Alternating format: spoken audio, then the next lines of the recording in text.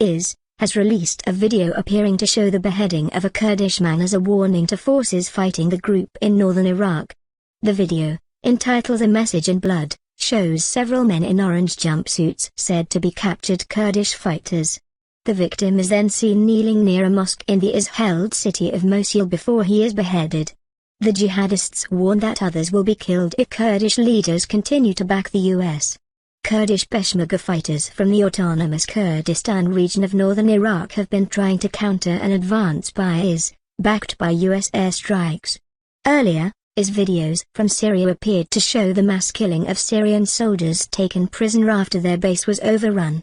Activist group the Syrian Observatory for Human Rights said the soldiers had been captured while trying to flee to Hama province after IS stormed the Tabqa air base.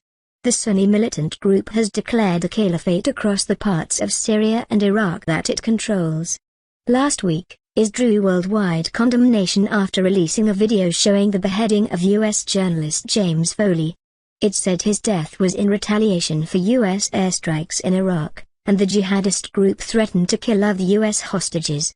On Thursday, U.S. President Barack Obama said he was sending Secretary of State John Kerry to the Middle East soon to discuss the Syria crisis with regional partners, especially those who adhere to the Sunni faith. "I'm encouraged so far that countries in the region, countries that don't always agree on many things, increasingly recognize the primacy of the threat that IS poses to all of them. And I've asked Secretary Kerry to travel to the region to continue to build the coalition that's needed to meet this threat," he said. Mr. Obama was speaking shortly before convening a meeting of his national security advisors on a range of Pentagon options for confronting IS. Earlier on Thursday, a video posted online purportedly showed the aftermath of the killings of the Syrian soldiers, a long line of bodies of young men lying face down stripped to their underwear. The 250 Shabiha taken captive by the Islamic State from Tabqa in Raqqa have been executed, read the caption, using the name, Shabiha, given by the opposition to militiamen fighting for President Bashar al-Assad. An earlier video appears to show the same men, also in their underwear, being marched through the desert at gunpoint. They are made to walk and run, with those at the backs being kicked and beaten.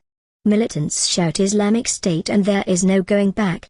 Tabqa Air Base, near the northern city of Raqqa, and IS stronghold, fell to IS on Sunday, after weeks of fierce fighting.